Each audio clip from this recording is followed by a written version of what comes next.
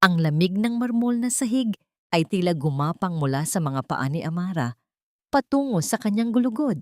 Ngunit wala itong panama sa yelong bumalot sa kanyang puso nang marinig niya ang mga salitang nagmula sa siwang ng madilim na opisina. Siguraduhin mo lang na malinis ang trabaho mo, Xavier. The Tadeo Empire is ours now. Paano na yung pabigat mong asawa at ang magiging anak niya? Ang tinig na yon ay pag-aari ng kanyang madrastang si Doña Vanessa. Mababa, puno ng pag-uuyam, at tila punyal na humihiwa sa tahimik na gabi. Don't worry, tita. I already prepared her nightly milk. Isang inom lang. Tapos ang problema. Tiningnan ni Amara ang baso ng maligamgam na gatas na nakapatong sa pilak na tray na hawak ng kanyang nanginginig na mga kamay. Ang singaw ng init nito ay humaplos sa kanyang namumutla at pinagpapawis ang balat. Siya mismo ang nagtimpla ng gatas na ito. Ngunit ang kanyang paboritong asawa ang masuyong nag-abot ng mismong pakete kanina habang hinahalikan ang kanyang noo. Ang halik na yon ay hindi pala patunay ng pag-ibig, kundi isang selyo ng kamatayan para sa walang muwang na sanggol sa kanyang sinapupunan. Sa loob ng kanyang bulsa ay ang nakatagong maliit na damit na sinulid na kulay dilaw, isang regalong pinagpuyatan niyang buuin gamit ang sariling mga kamay upang isorpresa ang lalaking tinawag niyang buhay. Isang napakapait na kahibangan. Ibinigay niya ang lahat, maging ang huling piraso ng kanyang karapatan sa kumpanya ngayong umaga bilang patunay ng pagmamahal kapalit ng isang lason na siya pa mismo ang nagtimpla.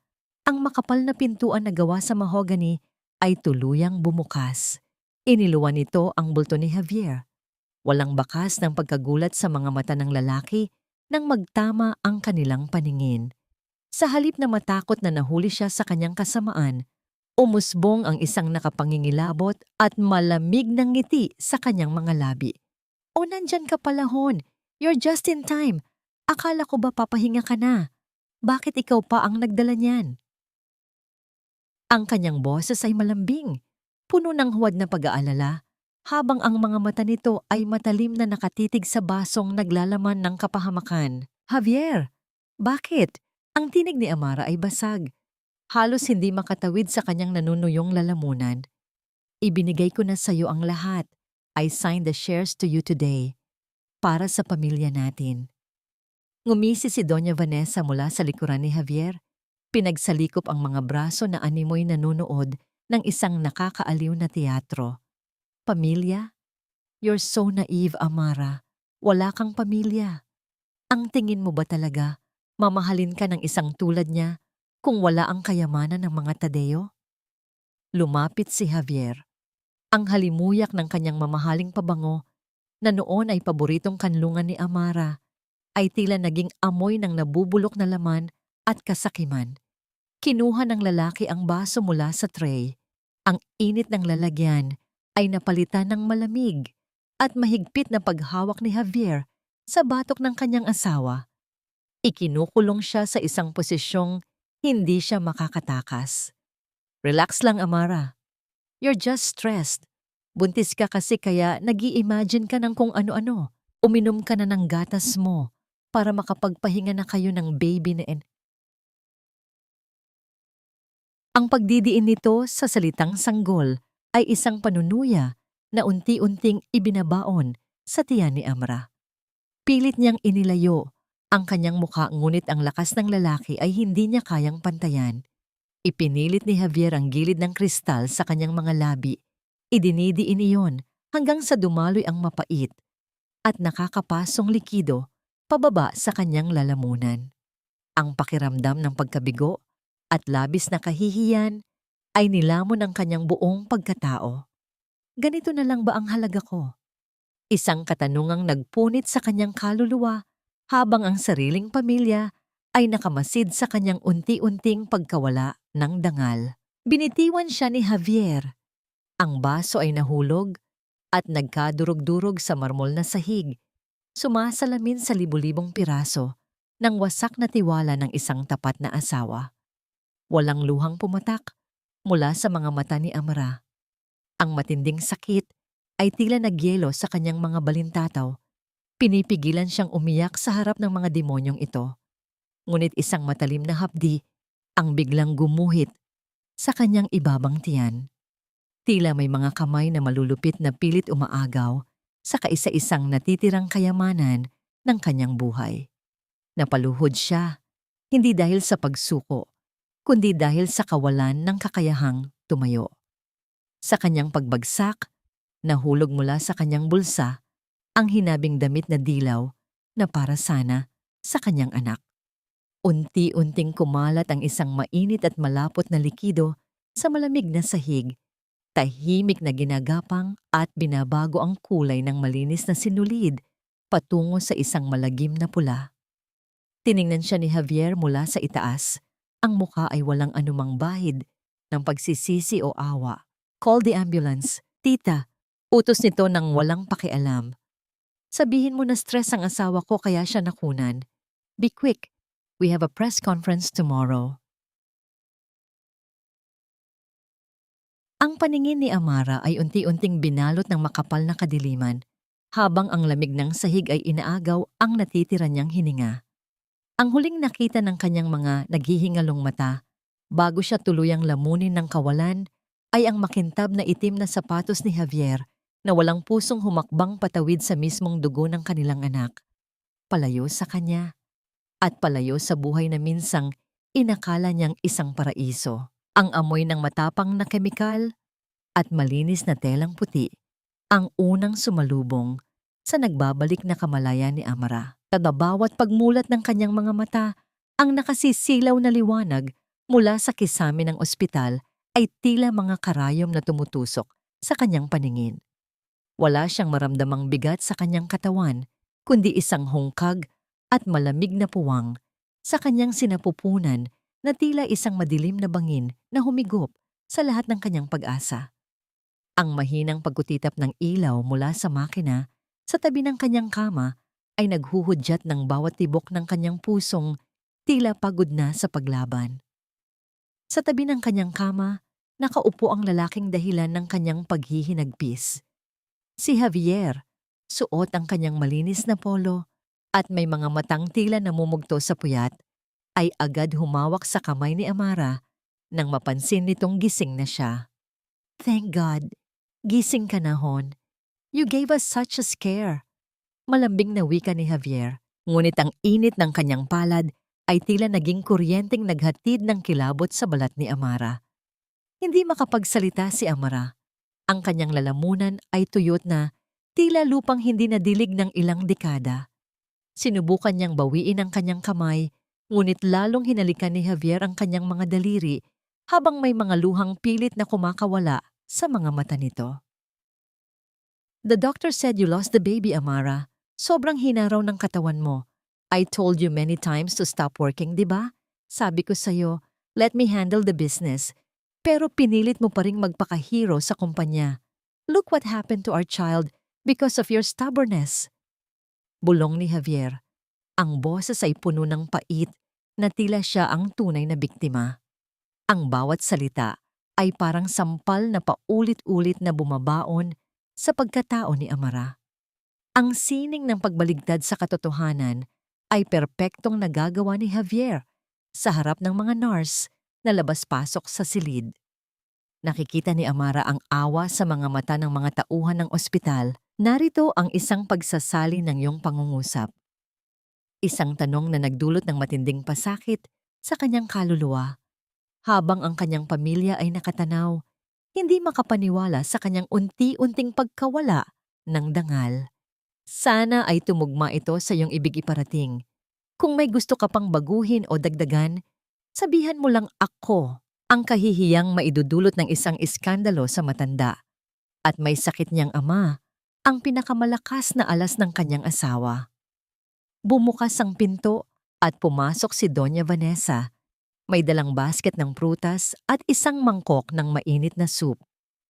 Ang kanyang mga hakbang ay banayad, ngunit ang bawat tunog ng kanyang sapatos sa sahig ay tila tunog ng martilyo na nagpapako sa kabaong ng kalayaan ni Amara.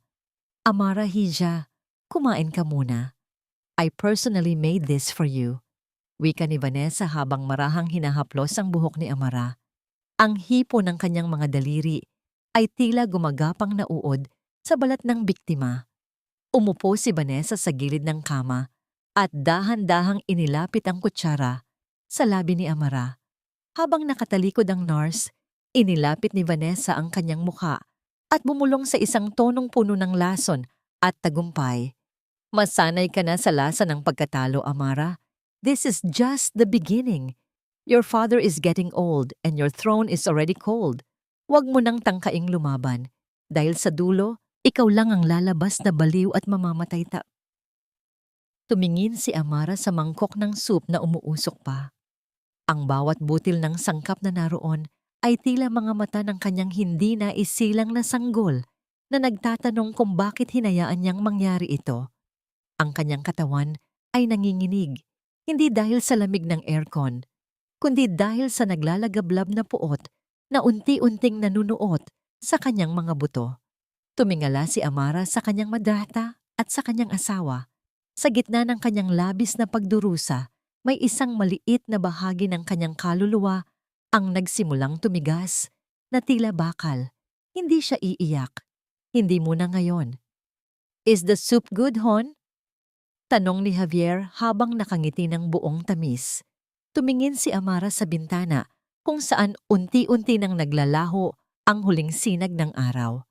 Sa loob-loob niya, alam niyang ang Amara na puno ng pag-ibig at tiwala ay namatay na kasabay ng kanyang anak sa gabing iyon. Ang tanging natira ay isang babaeng may pusong kasing lamig ng marmol na sahig ng kanilang tahanan, naghihintay ng tamang pagkakataon upang bawiin ang lahat ng ninakaw sa kanya.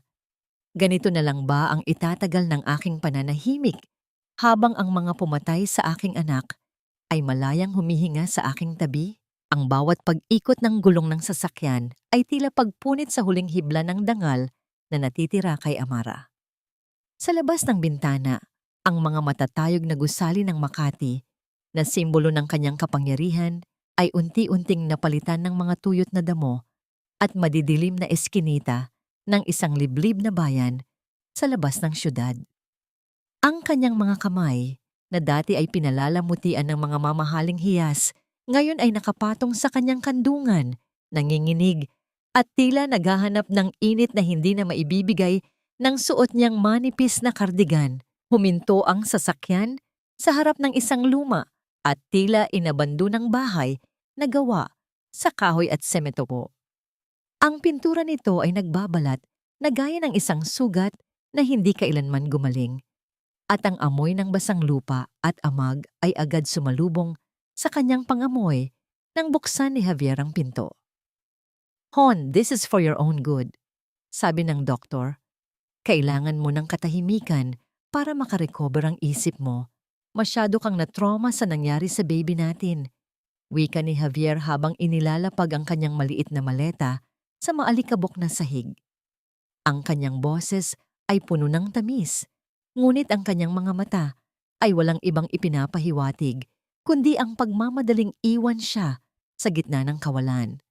But Javier, bakit dito? This place it's falling apart. I need my father. I need to see Papa. Pabulong na sagot ni Amara. Ang kanyang tinig ay halos lunurin ng malakas na pag-ihip ng hangin na pumapasok sa mga siwang ng bintana. Lumapit si Doña Vanessa, maingat na iniiwasan ang dumi sa sahig, gamit ang kanyang mamahaling sapatos. Your father is resting, Amara.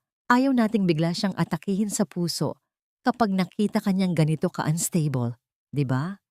Be a good daughter. Dito ka muna.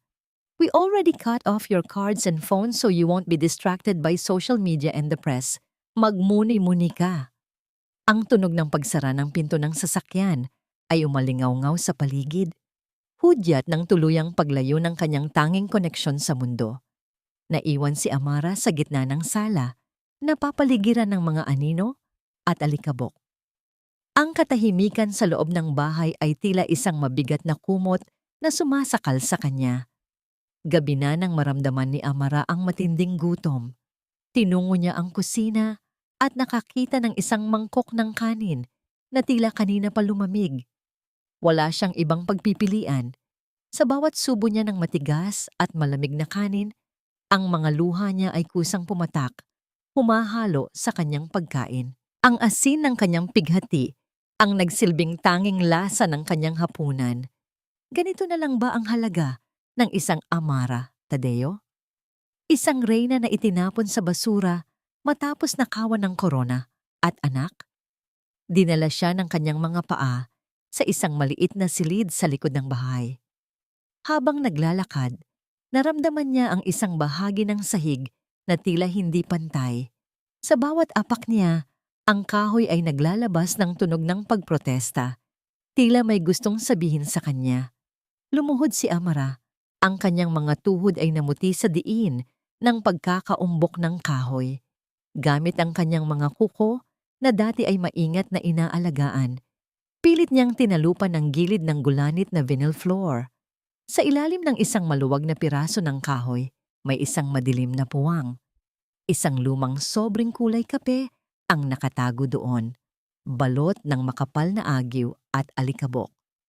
Sa loob nito ay may mga dokumentong naglalaman ng mga pangalang pamilyar sa kanya, mga pirma ni Vanessa at ng isang hindi kilalang tao. May mga petsang bago pa man mamatay ang kanyang tunay na ina. Nanginig ang buong pagkatao ni Amara. Ang kanyang hininga ay naging mabilis at mababaw. Hindi ito isang simpleng bahay bakasyunan. Ang lugar na ito ay may itinatagong lihim na maaaring magpabagsak sa toreng itinayo ng kanyang madrasta. Lumingon si Amara sa bintana nang makita niya ang isang liwanag mula sa labas. Sa dulo ng madilim na kalsada, isang itim na sasakyan ang nakaparada. Ang mga ilaw nito ay nakapatay, ngunit ang refleksyon ng buwan ay sapat na para makita ang isang aninong nakamasid sa kanyang bintana. Hindi siya nag-iisa. May nagbabantay sa bawat galaw niya, naghihintay ng pagkakataon na siya ay tuluyang maglaho. Sino ang taong nasa likod ng manibela at bakit tila ang kanyang kaligtasan ay nakasalalay sa isang lihim na matagal nang ibinaon sa ilalim ng sahig na kanyang kinalalagyan? Ang bawat pag-ugoy ng lumang boss patungong Maynila ay tila isang mahabang paglalakbay sa pagitan ng buhay at kamatayan para kay Amara. Nakasuot siya ng isang kupas na hoodie at simpleng pantalon, malayo sa marangyang anyo ng isang heredera ng pamilya Tadeo. Ang amoy ng usok ng krudo at ang pawis ng mga kapwa pasahero ay humahalo sa kanyang pang-amoy, ngunit hindi niya ito alintana.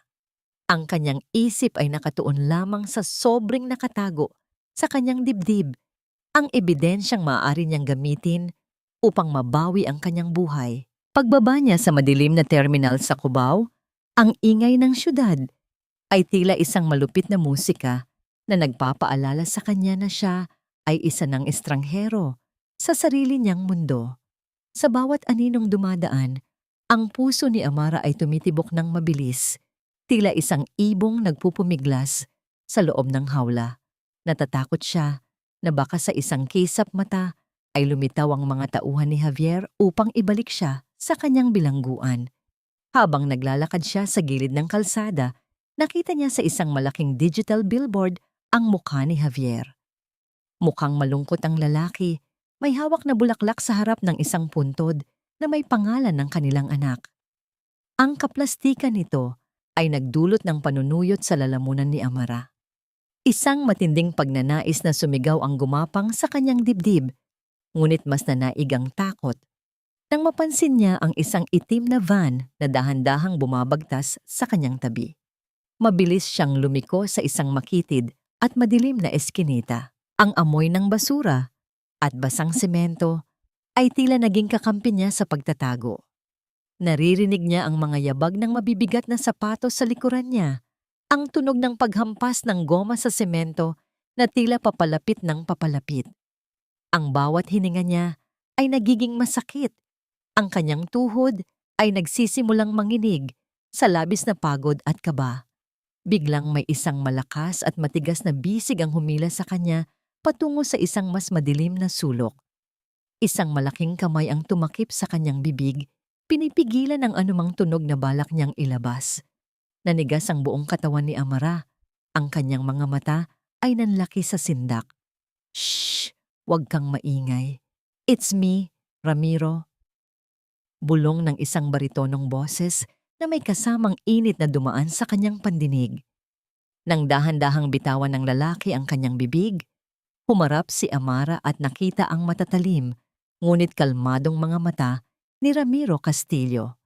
Ang lalaking ito ay dating katunggali ng kanyang ama sa negosyo, isang taong laging iniiwasan ni Amara dahil sa aura nito na tila laging may itinatagong plano. Ngunit sa pagkakataong ito, ang init na nagmumula sa suot nitong mamahaling coat ay tila naging tanging proteksyon niya laban sa lamig ng gabi. Ramiro, anong ginagawa mo rito? Bakit mo ako sinusundan? Hingal na tanong ni Amara habang pilit na inaayos ang kanyang sarili.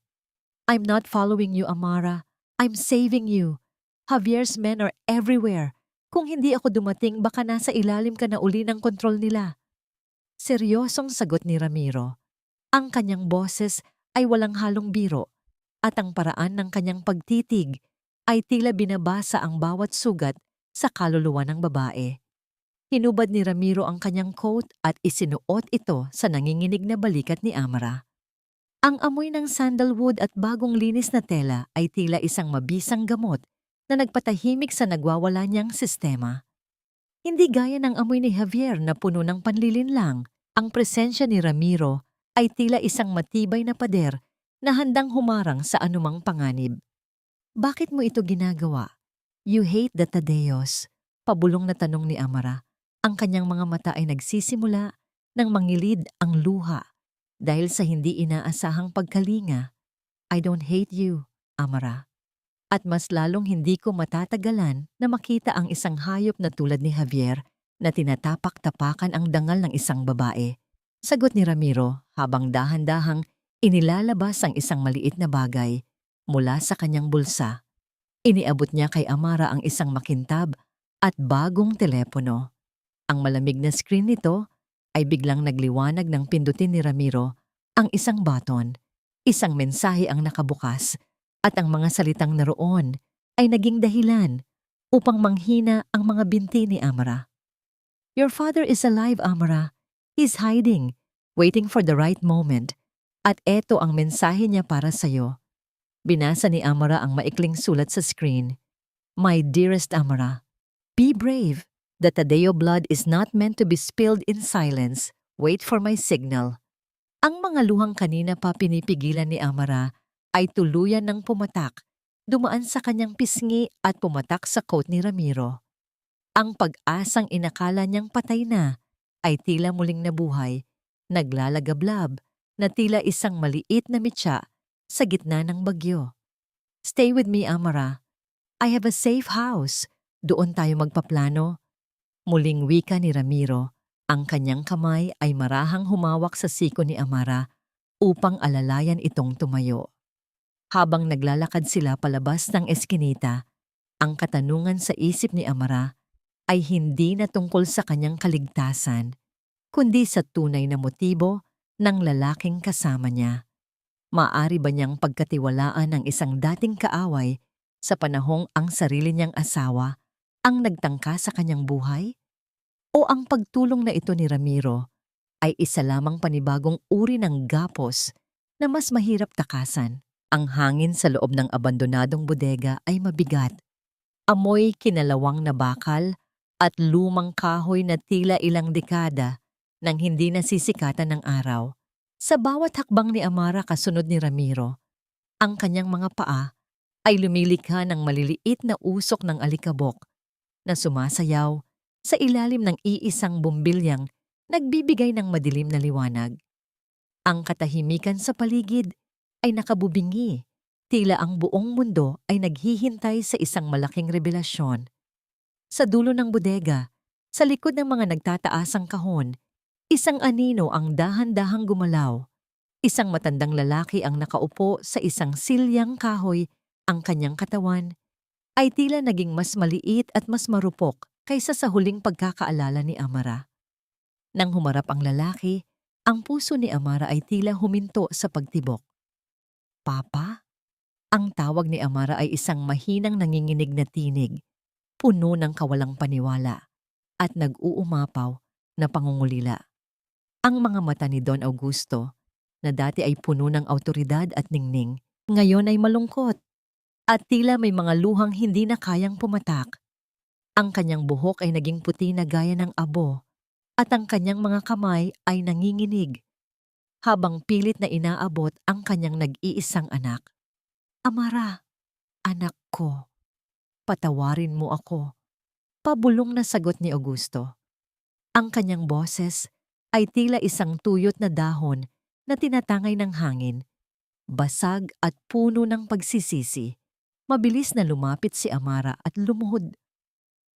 Sa paanan ng kanyang ama, ibinuwal niya ang lahat ng kanyang takot at sakit. Sa isang mahigpit na yakap, naramdaman niya ang mga buto ng kanyang ama sa ilalim ng manipis nitong suot, isang patunay ng paghihirap na dinanas nito habang nagtatago mula sa sarili nilang pamilya. I thought you were gone, Papa. Sabi nila, you were too weak to see me. Sabi ni Vanessa.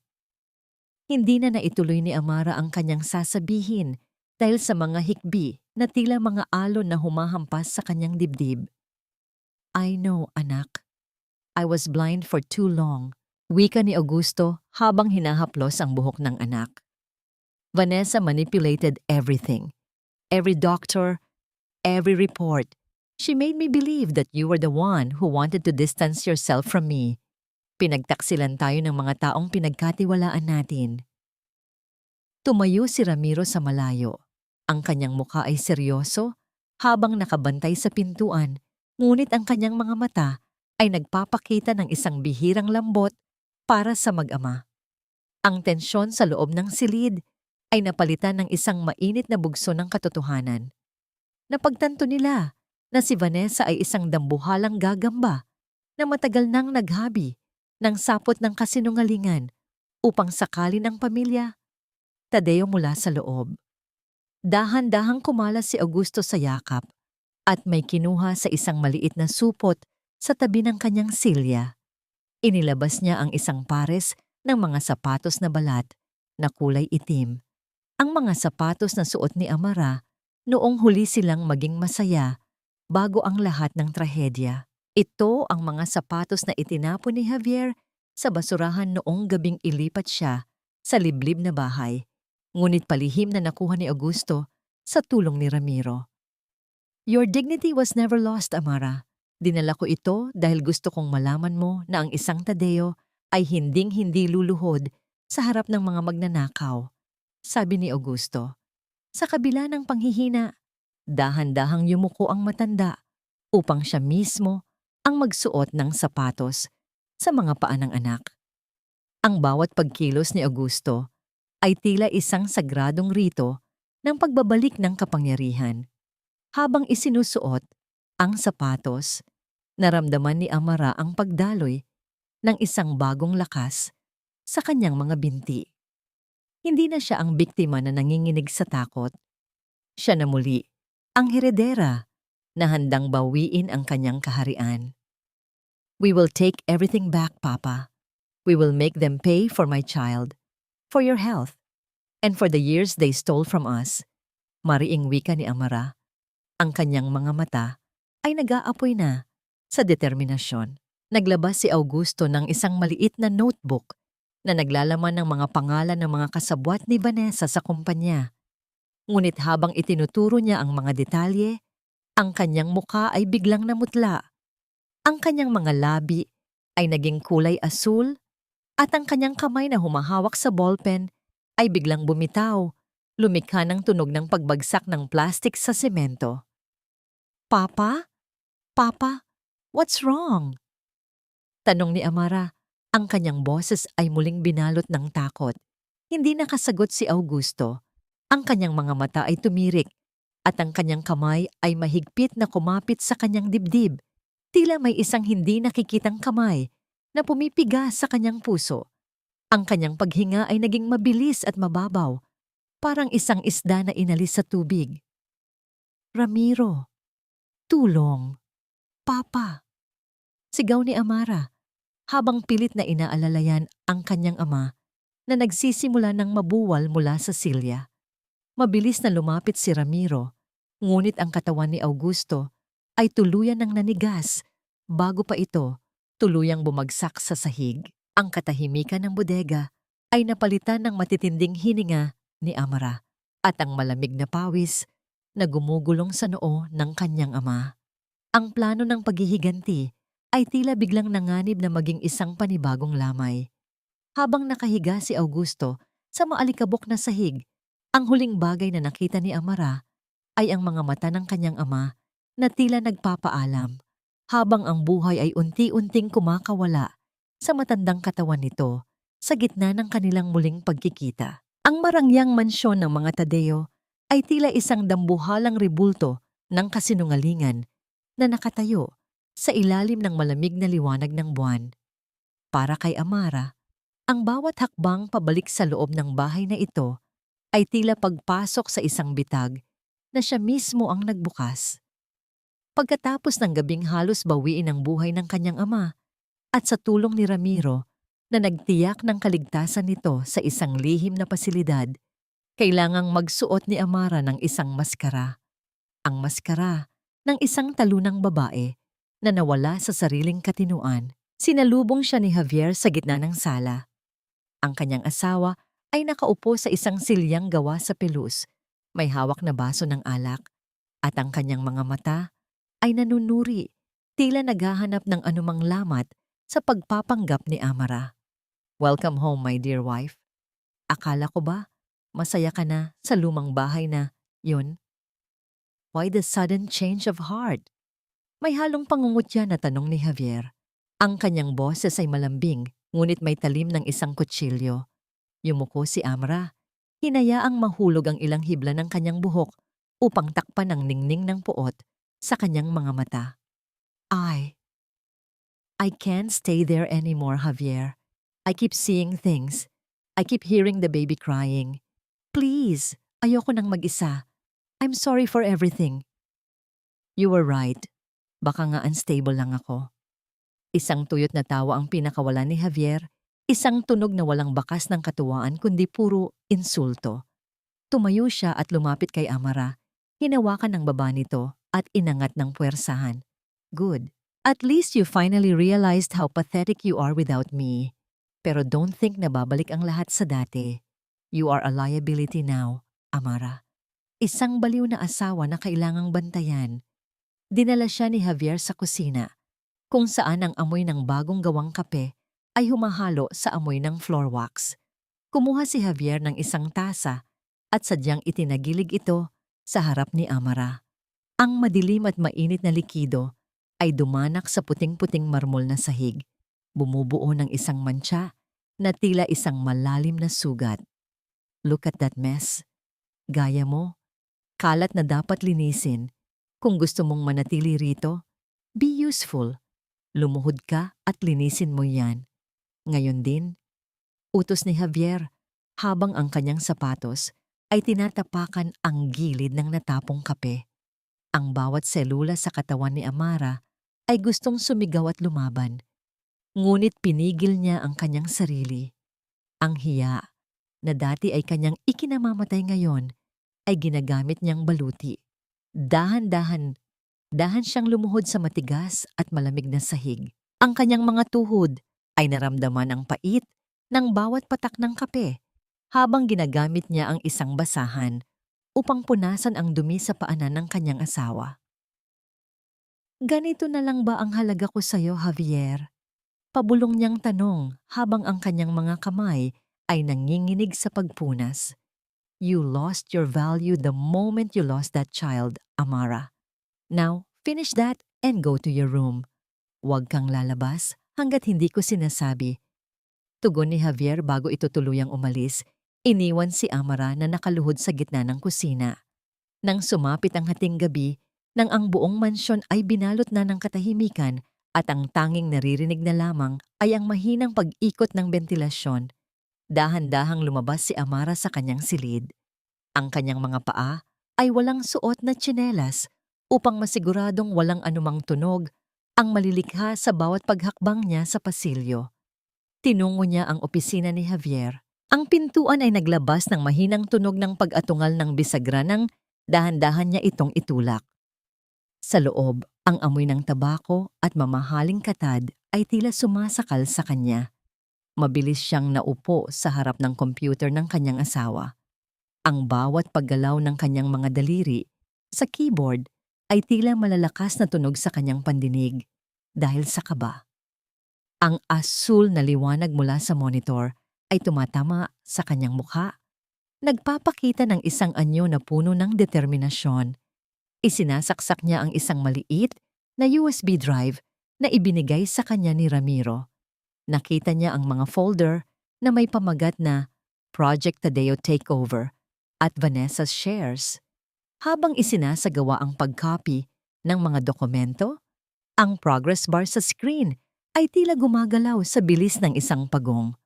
Ang kanyang puso ay tumitibok ng mabilis. Ang bawat segundo ay tila isang oras ng paghihintay. Konting na lang.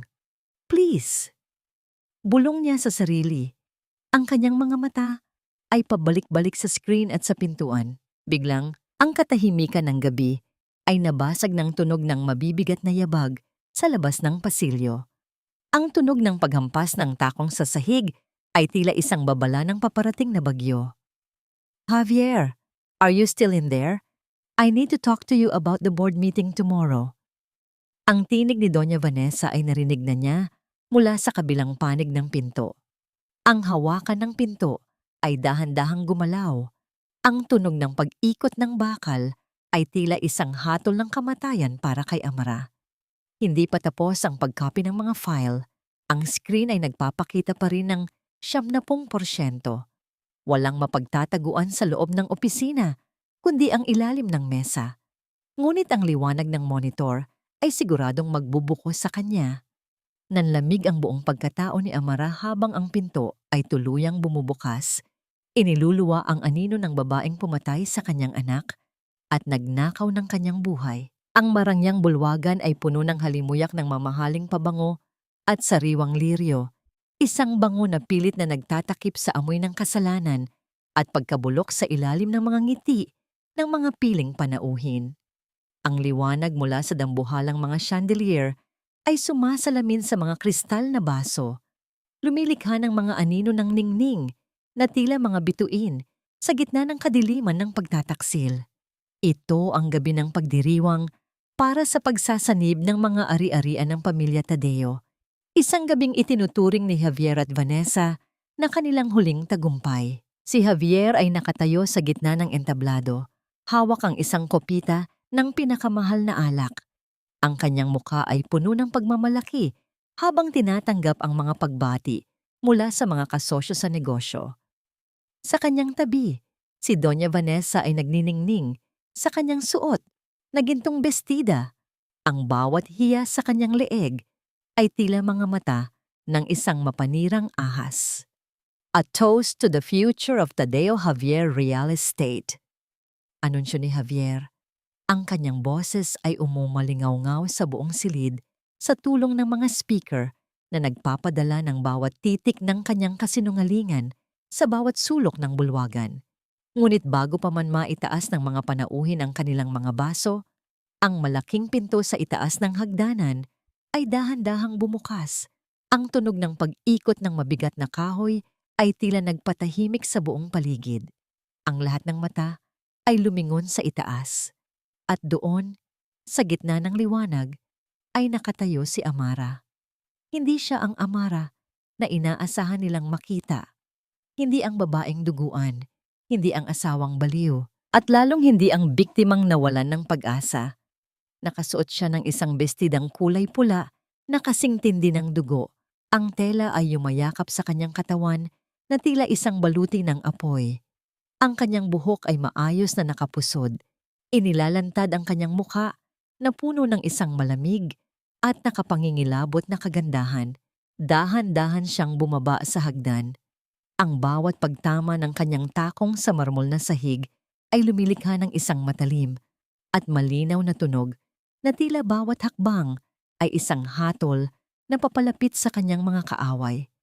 Ang bulungan ng mga tao ay tila mga alon na humahampas sa pader, puno ng pagtataka at gulat. Amara, what is the meaning of this? You should be resting. Bulyaw ni Javier nang makalapit ang asawa. Ang kanyang tinig ay may halong kaba na pilit niyang itinatago sa likod ng isang galit na anyo. Hindi sumagot si Amara. Sa halip, dinala niya ang kanyang kamay sa mikroponong nakatayo sa podium. Ang pagdaloy ng kuryente sa switch ay nagresulta sa isang matalim na huni na pumutol sa huling ingay ng karamihan. Tumingin si Amara ng diretso sa mga mata ni Javier. Isang tingin na tila nanggagaling sa kailaliman ng isang puntod. Happy anniversary, Javier. Happy victory, Vanessa. Simula ni Amara. Ang kanyang boses ay mahinahon, ngunit bawat salita ay may bigat na tila isang dambuhalang bato. Nandito ako para saksihan kung paano nyo ipinagdiriwang ang mga bagay na hindi naman sa inyo. Napakagandang panoorin, di ba? Ang mga magnanakaw na nagbibihis hari sa harap ng maraming tao, ang mga panauhin ay nagkatinginan. Ang parinig ni Amara ay tila isang lason na mabilis na kumalat sa hangin. Namutla si Vanessa, ang kanyang kamay na hawak ang baso ay nagsimulang manginig. Huwag kayong makinig sa kanya. My wife is. She's still recovering from a mental breakdown. Sigaw ni Javier sa mga tao, habang pilit na hinahawakan ang braso ni Amara upang hilahin ito palayo. Ngunit bago pa man siya mahawakan ni Javier, kinuha ni Amara ang baso ng alak mula sa kamay nito. Ang pulang likido ay dahan-dahang pumatak mula sa baso habang itinataas niya ito. Tumingin siya sa maputing alpombra na nasa ilalim ng kanilang mga paa.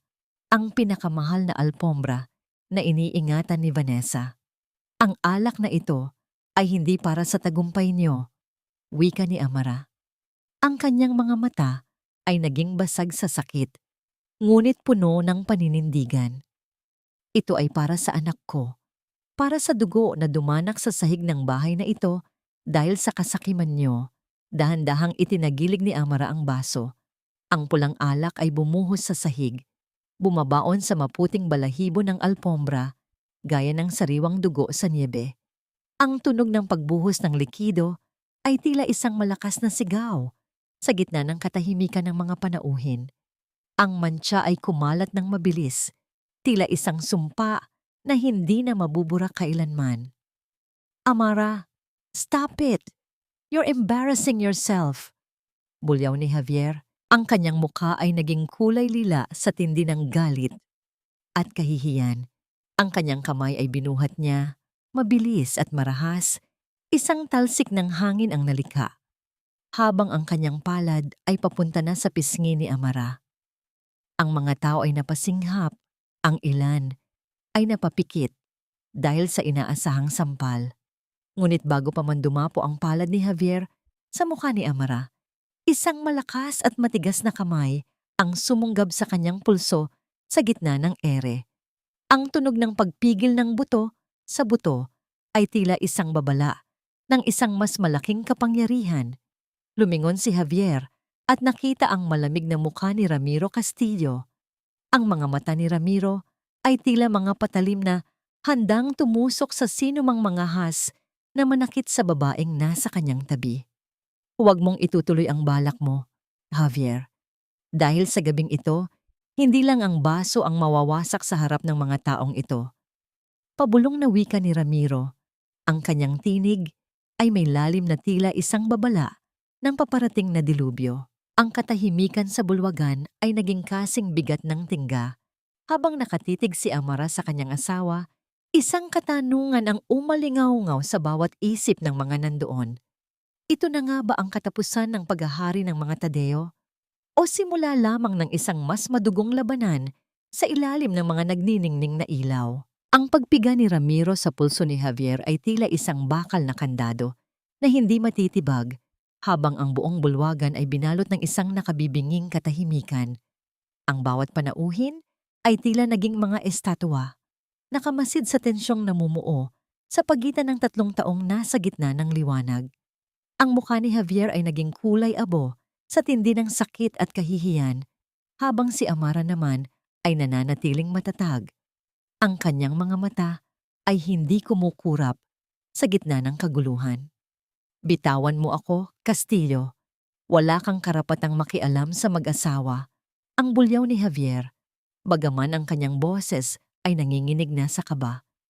Dahan-dahang binitiwan ni Ramiro ang braso ni Javier, ngunit hindi siya lumayo. Nanatili siyang parang isang pader sa tabi ni Amara.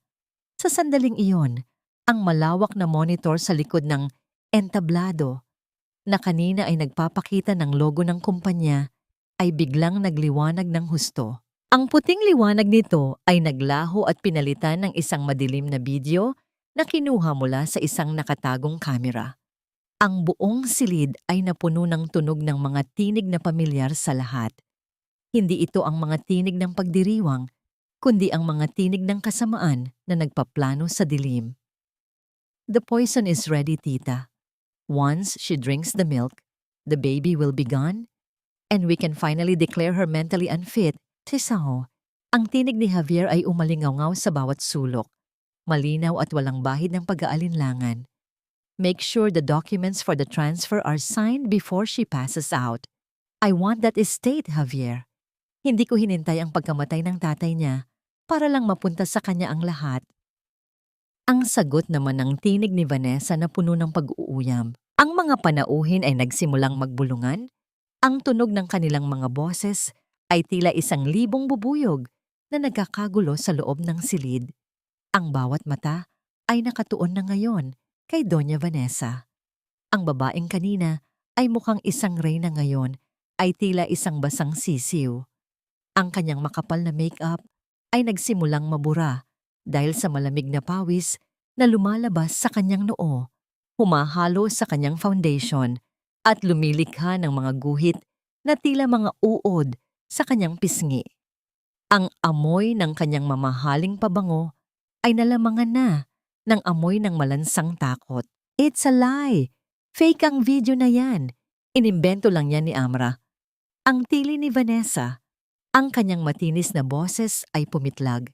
Tila isang mabasag na kristal sa gitna ng katahimikan, basag at puno ng desperasyon. Hindi nagsisinungaling ang mga dokumento, Vanessa.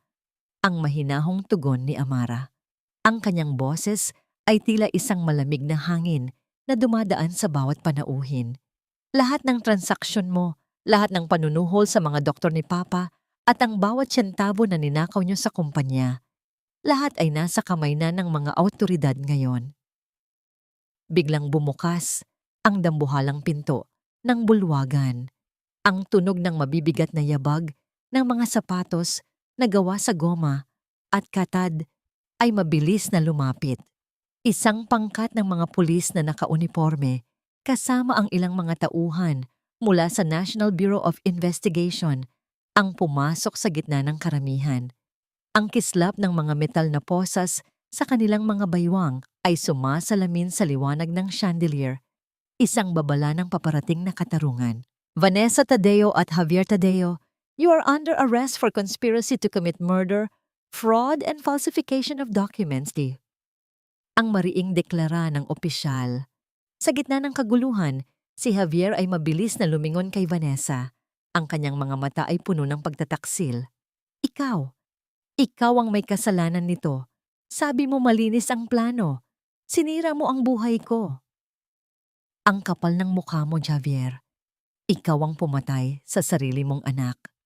Ang sigaw ni Vanessa habang pilit na kumakawala sa mga pulis na humahawak sa kanyang mga braso. Ang kanyang ayos ay tuluyan ng nasira. Ang kanyang gintong bestida ay nag-usot. At ang kanyang dangal ay tuluyan ng sumabog sa harap ng lahat ng taong dati ay tinitingala siya. Tiningnan ni Amara ang dalawa habang sila ay dahan-dahang hinihila palayo. Ang bawat hininga niya ay nagiging mas magaan. Tila ang mabigat na batong nakadagan sa kanyang dibdib Sa loob ng mahabang panahon ay dahan-dahang gumugulong palayo. Naramdaman niya ang isang mainit na palad na humawak sa kanyang balikat. Si Ramiro ito, ang kanyang presensya ay tila isang angkla sa gitna ng nagngangalit na dagat. Tapos na, Amara. Nakuha mo na ang katarungang ipinaglaban mo, bulong ni Ramiro. Humarap si Amara kay Ramiro. Ang kanyang mga mata ay puno ng pasasalamat. Ngunit sa likod ng tagumpay na ito, may isang kirot pa ring nananatili sa kanyang puso. Ang alaala ng kanyang anak at ang kalagayan ng kanyang ama. Akala niyo ba nanalo na kayo? Ang biglang sigaw ni Javier bago siya tuluyang mailabas sa pinto. Ang kanyang mukha ay nagkaroon ng isang nakapangingilabot na ngiti. Amara, kahit mabulok ako sa kulungan, wala ka pa ring makukuha. I already transferred the offshore funds yesterday. You are holding an empty shell of a company. Maghihirap ka pa rin gaya ng paghihirap ng anak mo sa huling hininga niya. Ang mga salitang yon ay tila isang dambuhalang sampal na muling nagpabalik ng lamig sa katawan ni Amara. Habang ang pinto ay tuluyang sumasara at ang anino ni Javier ay naglalaho, ang bulwagan ay muling binalot ng isang nakatutulig na katahimikan. Totoo nga ba ang sinabi ni Javier? Ang lahat ba ng kanyang ipinaglaban ay mauuwi lamang sa isang hungkag na tagumpay, habang ang huling hininga ng kanyang anak ay patuloy na nagmumulto sa kanyang bawat gabi? Ang bawat salitang binitiwan ni Javier bago siya tuluyang makaladkad palabas ng bulwagan ay tila mga laso na dahan-dahang gumagapang sa sistema ni Amara. Ang bulungan ng mga panauhin ay tila naging malalakas, nahampas ng alon sa kanyang pandinig, nakakahilo at nakakabingi. Nanatiling nakatayo si Amara sa gitna ng entablado, ang kanyang mga kamay na nakakapit sa podium ay nanginginig, at ang kanyang paningin ay nagsisimulang lumabo dahil sa bigat ng emosyong hindi niya mailaba. Ang katahimikan sa paligid ay nabasag hindi ng tinig, kundi ng tunog ng pagpihit ng mga sapatos ni Ramiro patungo sa kanya. Ang init na nagmumula sa presensya ng lalaki ay tila isang bakod na pilit siyang pinoprotektahan mula sa mapanghusgang mga mata ng lipunan. Amara, tumingin ka sa akin. Pabulong ngunit mariing utos ni Ramiro. Ang kanyang boses ay may lalim na tila humahatak kay Amara pabalik sa realidad. Dahan-dahang iniangat ni Amara ang kanyang ulo. Ang kanyang mga mata ay puno ng takot. Takot na ang lahat ng kanyang ipinaglaban, ang bawat gabing hindi niya itinulog, at ang bawat patak ng luhang kanyang ibinuhos ay mauuwi lamang sa wala dahil sa huling panloloko ni Javier. The funds! Javier said he moved them. My father's legacy. Ramiro, wala na ba talaga? Ang basag na tanong ni Amara. Ang kanyang boses ay tila isang munting hiling sa gitna ng malakas na bagyo. Isang matipid na ngiti ang sumimilay sa mga labi ni Ramiro. Isang ngungiting hindi puno ng panunuya, kundi ng isang mapayapang katiyakan. Javier is a master of lies, but he is not the only one who knows how to play the game. I blocked those offshore transfers 24 hours ago, Amara. Everything he thought he stole is safely frozen under the court's jurisdiction. He's leaving this place with nothing but the clothes on his back and a lifetime of regret. Naramdaman ni Amara ang isang malakas na bugso ng hangin na lumabas sa kanyang mga labi. Isang buntong hininga ng paglaya na tila nag-alis ng lahat ng tinik sa kanyang lalamunan. Ang kanyang mga binti ay biglang nanghina. Tila ang lahat ng lakas na humahawak sa kanya kanina ay biglang naglaho nang makuha na niya ang sagot na kailangan niya. Bago pa man siya tuluyang mabuwal, naramdaman niya ang matitigas at mainit na bisig ni Ramiro na sumuporta sa kanyang likuran. Ang pagdampi ng tela ng tuksido ni Ramiro sa kanyang balat ay naghatid ng isang uri ng ginhawa na matagal na niyang hindi nararamdaman. Hindi ito ang nakakasakal na yakap ni Javier. Ito ay isang yakap na nagpapahintulot sa kanya na maging marupok, na maging tao. It's over, Amara. You won. Muling bulong ni Ramiro Habang ang kanyang hininga ay humahaplos sa tuktok ng ulo ng babae, tumingin si Amara sa paligid.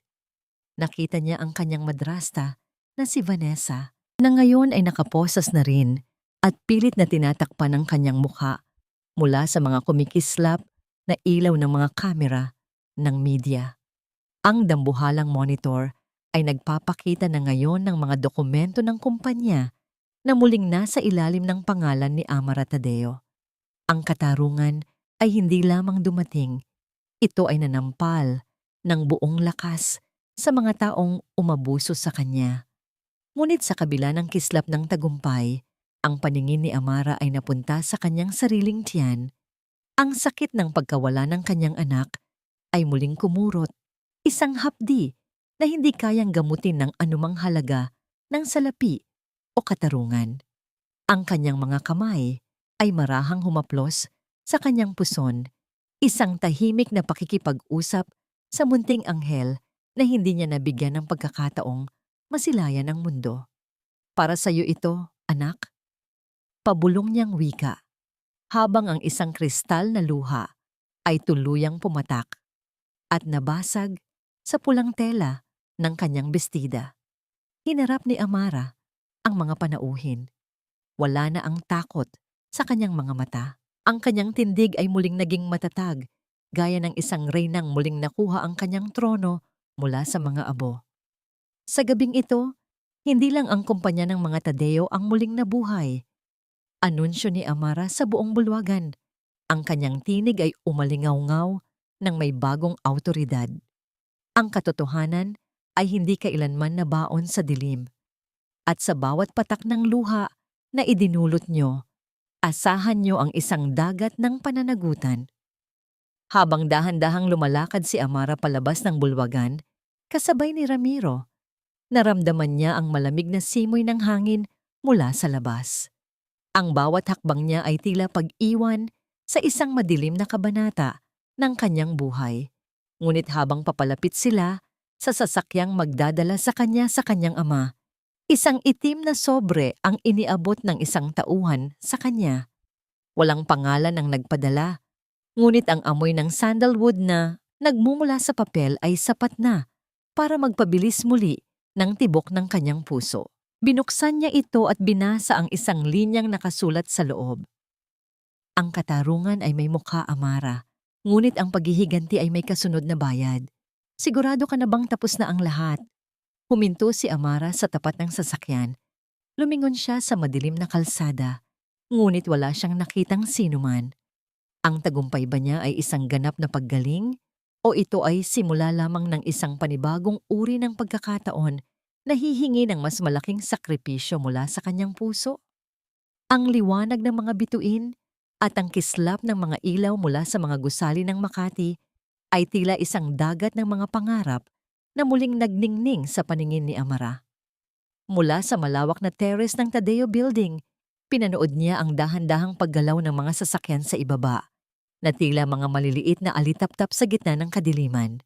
Ang malamig na simoy ng hangin ay humahaplos sa kanyang mga pisngi, tinatangay ang huling bakas ng pagod at pait na nanahan sa kanyang puso sa loob ng mahabang panahon. Natapos na ang mahabang gabi ng labanan. Sa loob ng silid ng korte kaninang umaga, ang bawat salitang binitiwan ng hukom ay tila mga huling pako sa kabaong ng kasamaan ni Vanessa at Javier. Ang hatol na habambuhay na pagkabilanggo para kay Vanessa at ang pinakamataas na parusa para kay Javier ay naging hudyat ng muling pagsilang ng dangal ng pamilya. Tadeo. Nakita ni Amara ang pagguho ng mundo sa mga mata ng kanyang asawa. Ang lalaking dati ay puno ng yabang, ngayon ay nakayuko at hinihila ng mga gwardiya, habang ang kanyang pangalan ay tuluyan ng binura sa listahan ng mga kagalang-galang na tao sa lipunan. Ngayon, sa katahimikan ng gabi, si Amara ay muling nakatayo bilang chairperson ng kumpanya. Ngunit higit sa titulo at yaman, ang nararamdaman niya ay ang isang uri ng kapayapaan na hindi mabibili ng anumang halaga. Naramdaman niya ang dahan-dahang paglapit ng isang presensya sa kanyang likuran. Ang tunog ng pagdampi ng mamahaling sapatos sa semento ay banayad. Tila ayaw gambalain ang kanyang pagmuni-muni. Ang amoy ng sandalwood at ang init na nagmumula sa lalaking papalapit ay naging sapat na para kilalanin niya kung sino ito nang hindi nalilingon pa. You look like a queen surveying her kingdom. Pabulong na wika ni Ramiro. Ang kanyang boses ay may lalim ng paghanga at isang uri ng lambot na para lamang kay Amara. Dahan-dahang lumingon si Amara. Ang kanyang mga mata na dati ay puno ng anino ng pighati, ngayon ay sumasalamin sa liwanag ng buwan. Hindi ito tungkol sa kaharian, Ramiro. It's about being able to breathe again. Yung pakiramdam na wala nang nakadagan sa dibdib mo paggising mo sa umaga. Lumapit si Ramiro at tumayo sa tabi niya. Ang kanilang mga balikat ay dahan-dahang nagkadikit. Isang simpleng pagdampi na naghatid ng kuryente ng panatag na loob sa buong katawan ni Amara. May kinuha si Ramiro mula sa kanyang bulsa, isang maliit at sariwang bulaklak ng sampagita. Ang puting talulot nito ay tila kumikinang sa dilim, at ang bango nito ay agad na sumakop sa paligid. Pinapalitan ang lahat ng amoy ng kemikal at lason na naging bahagi ng nakaraan ni Amara. Para sa'yo, sabi ni Ramiro, habang dahan-dahang inilalagay ang bulaklak sa palad ni Amara. White jasmine? It represents purity and a new beginning. Sabi nila, ang bango nito ay nagtataboy ng masasamang espiritu. I think you deserve a life that smells like this from now on. Naramdaman ni Amara ang pag-init ng kanyang mga mata. Sa bawat haplos ng talulot ng bulaklak sa kanyang balat, tila may isang sugat sa kanyang kaluluwa ang unti-unting naghihilom. Ang simpleng kilos na ito ni Ramiro ay mas matimbang pa sa lahat ng legal na tagumpay na nakuha niya. Salamat, Ramiro, sa lahat. Hindi ko alam kung paano ako makakatayo uli kung wala ka sa tabi ko. Pabulong na sagot ni Amara. Ang kanyang tinig ay nanginginig sa labis na pasasalamat. You don't have to thank me, Amara. You did the hard work. You chose to survive. I was just lucky enough to be the person watching you become whole again. Tugon ni Ramiro, habang ang kanyang kamay ay marahang humawak sa kamay ni Amara. Ang pagdaop ng kanilang mga palad ay tila isang pangako ng katapatan na walang kailangan pang sabihing salita. Sa gitna ng malamig na gabi, ang init ng kanilang ugnayan ay naging sapat na proteksyon. Ipinahinga ni Amara ang kanyang ulo sa balikat ni Ramiro. Hinahayaang ang bango ng sampagwita at ang tibok ng puso ng lalaki ang magsilbing hele sa kanyang pagod na isipan. Ang alaala ng kanyang anak ay nananatili pa rin, ngunit hindi na ito isang matalim na kutsilyo na sumusugat sa kanya. Ito ay naging isang malambot na liwanag na gagabay sa kanya sa bawat desisyon na gagawin niya sa hinaharap. Alam ni Amara na ang pilat ay mananatili, ngunit ang sakit ay wala na. Ano nang plano mo nga ngayon, Chairperson? Nakangiting tanong ni Ramiro habang pinapanood nila ang dahan-dahang paglitaw ng unang sinag ng bukang liwayway sa abot tanaw. Tumingin si Amara sa malayo kung saan ang dilim ay unti-unti nang nilalamon ng kulay kahel at gintong liwanag ng araw. Gusto kong bumalik kay Papa. Gusto kong makita ang nangiti niya ng walang takot. At gusto kong buuin ang kumpanyang ito, hindi para sa pera, kundi para sa mga taong gaya ko na minsan nang nawalan ng boses. Habang ang araw ay dahan-dahang sumisikat, ang anino ng dalawang tao sa terrace ay tila nag-iisa, sumasagisag sa isang panimula na puno ng pag-asa. Ngunit sa likod ng bawat bagong simula, may mga katanungang nananatili sa hangin. Sapat na nga ba ang katarungan para burahin ang lahat ng pait? O ang tunay na laban ay nagsisimula pa lamang sa pagyakap sa isang buhay na wala ng kasiguraduhan, kundi ang pag-ibig na muling natagpuan? 2 taon ang mabilis na lumipas. Gaya ng paglipas ng bagyong minsan, ay nagpabagsak sa tahanan ng mga Tadeo. Ang sikat ng araw sa umagang ito ay banayad na sumisilip sa mga bintana ng Amara Tadeo Foundation, isang gusaling itinayo mula sa mga abo ng pait upang magsilbing silungan ng mga kababaihang biktima ng karahasan at panlilinlang.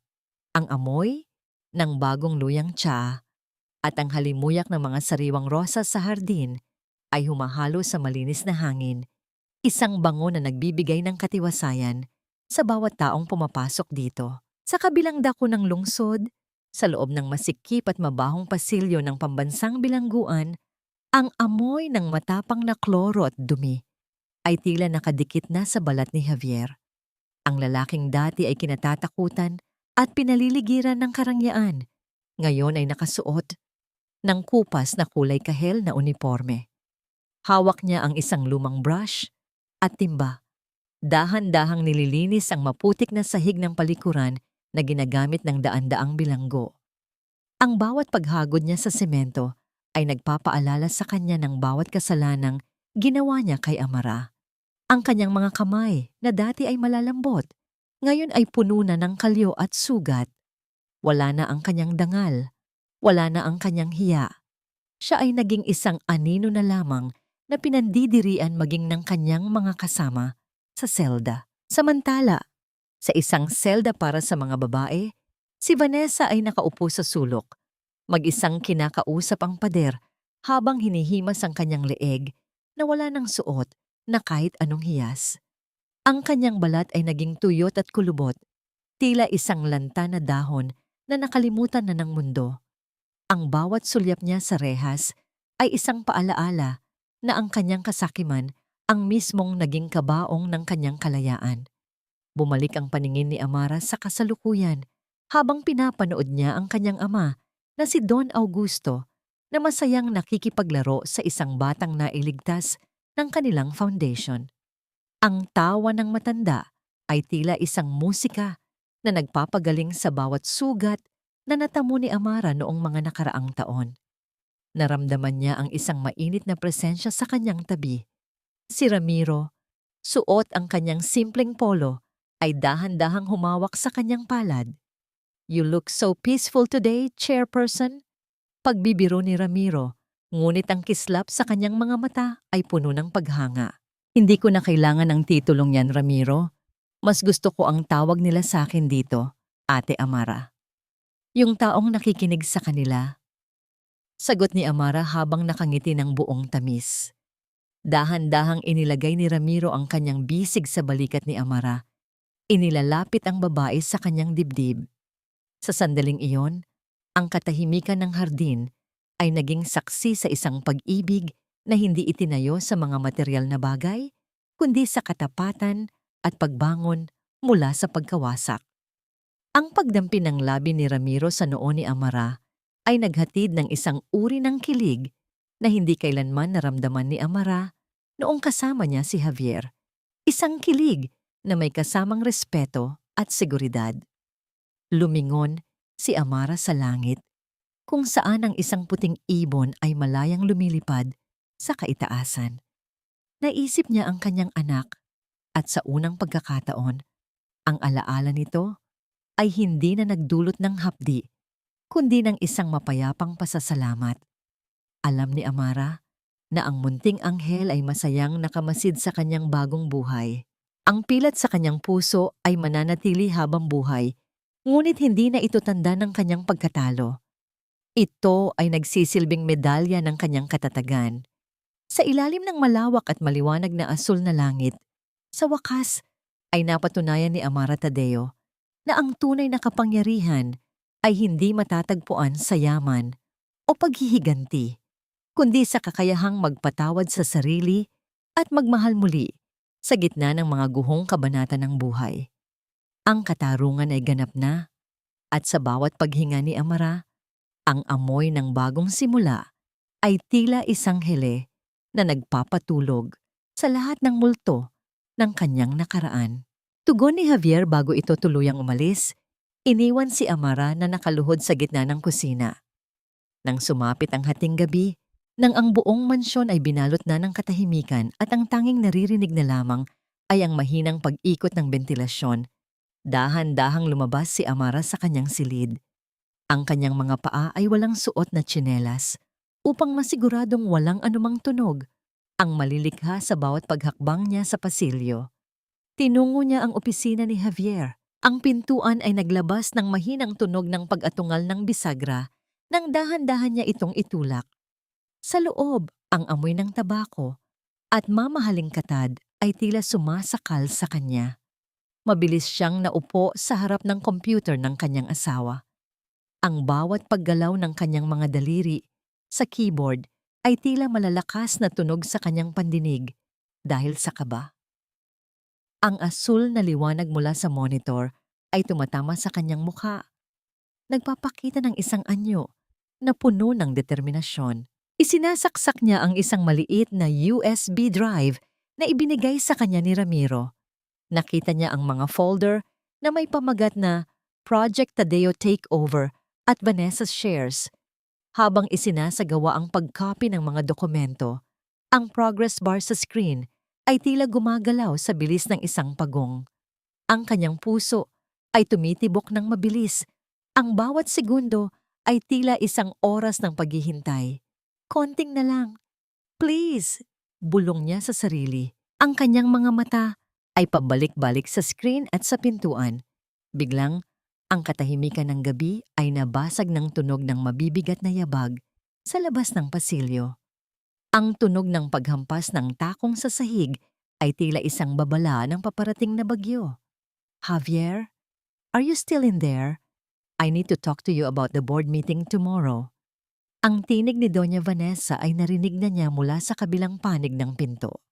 Ang hawakan ng pinto ay dahan-dahang gumalaw. Ang tunog ng pag-ikot ng bakal ay tila isang hatol ng kamatayan para kay Amara. Hindi pa tapos ang pag-copy ng mga file. Ang screen ay nagpapakita pa rin ng 70%. Walang mapagtataguan sa loob ng opisina, kundi ang ilalim ng mesa. Ngunit ang liwanag ng monitor ay siguradong magbubuko sa kanya. Nanlamig ang buong pagkatao ni Amara. Habang ang pinto ay tuluyang bumubukas, iniluluwa ang anino ng babaeng pumatay sa kanyang anak at nagnakaw ng kanyang buhay. Ang marangyang bulwagan ay puno ng halimuyak ng mamahaling pabango at sariwang liryo.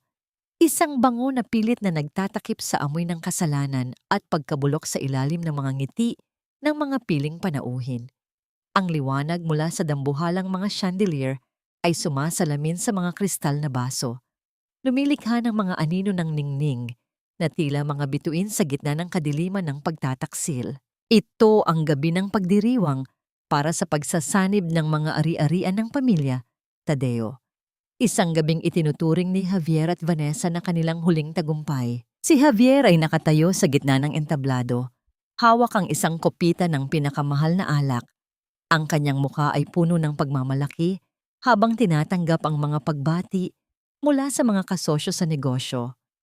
Sa kanyang tabi, si Doña Vanessa ay nagniningning sa kanyang suot na gintong bestida. Ang bawat hiyas sa kanyang leeg ay tila mga mata ng isang mapanirang ahas. A toast to the future of Tadeo Javier Real Estate. Anunsyo ni Javier. Ang kanyang boses ay umalingaw-ngaw sa buong silid sa tulong ng mga speaker na nagpapadala ng bawat titik ng kanyang kasinungalingan sa bawat sulok ng bulwagan. Ngunit bago pa man maitaas ng mga panauhin ang kanilang mga baso, ang malaking pinto sa itaas ng hagdanan ay dahan-dahang bumukas. Ang tunog ng pag-ikot ng mabigat na kahoy ay tila nagpatahimik sa buong paligid. Ang lahat ng mata ay lumingon sa itaas. At doon, sa gitna ng liwanag, ay nakatayo si Amara. Hindi siya ang Amara na inaasahan nilang makita.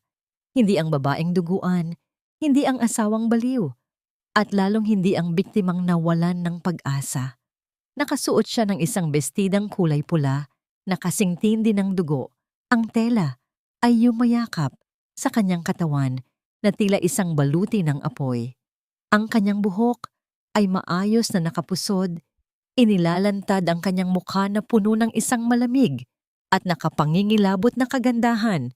Dahan-dahan siyang bumaba sa hagdan. Ang bawat pagtama ng kanyang takong sa marmol na sahig ay lumilikha ng isang matalim at malinaw na tunog na tila bawat hakbang ay isang hatol na papalapit sa kanyang mga kaaway.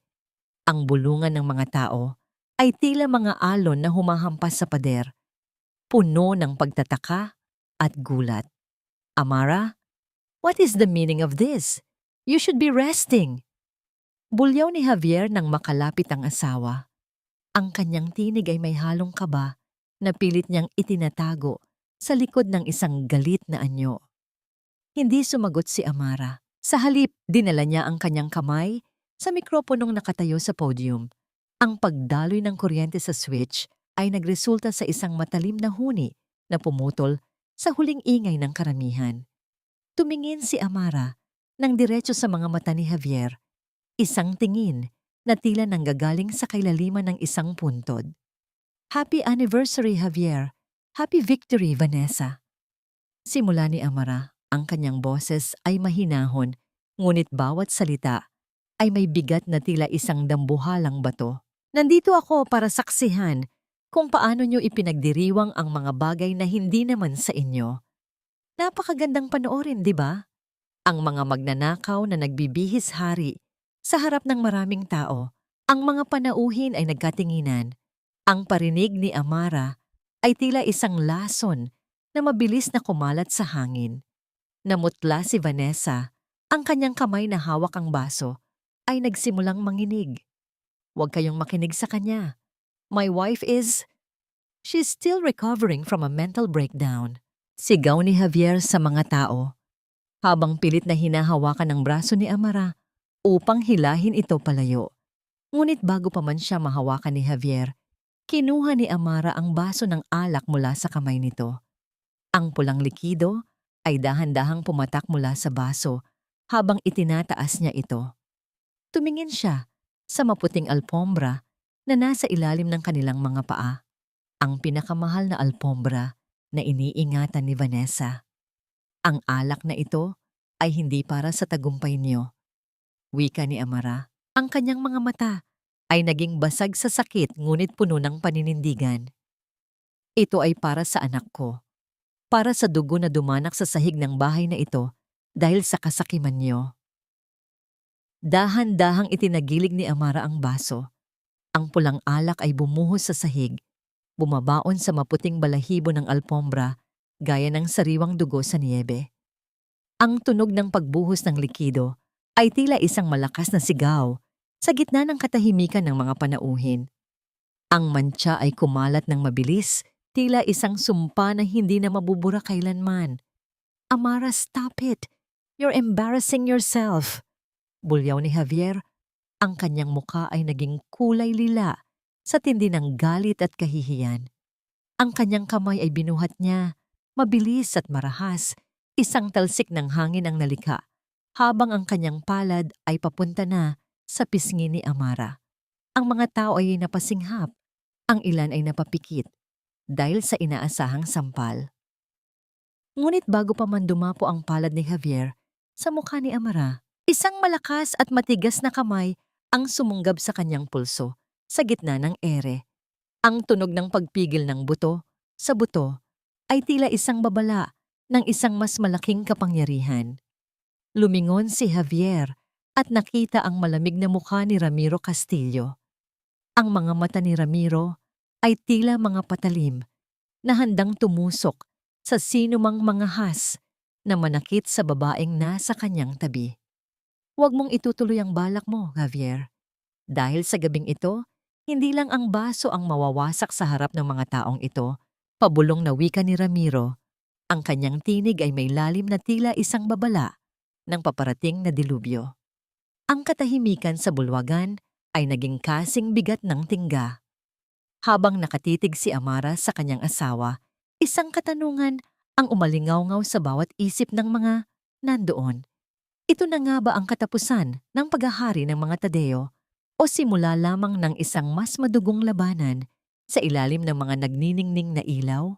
Ang pagpiga ni Ramiro sa pulso ni Javier ay tila isang bakal na kandado na hindi matitibag, habang ang buong bulwagan ay binalot ng isang nakabibinging katahimikan.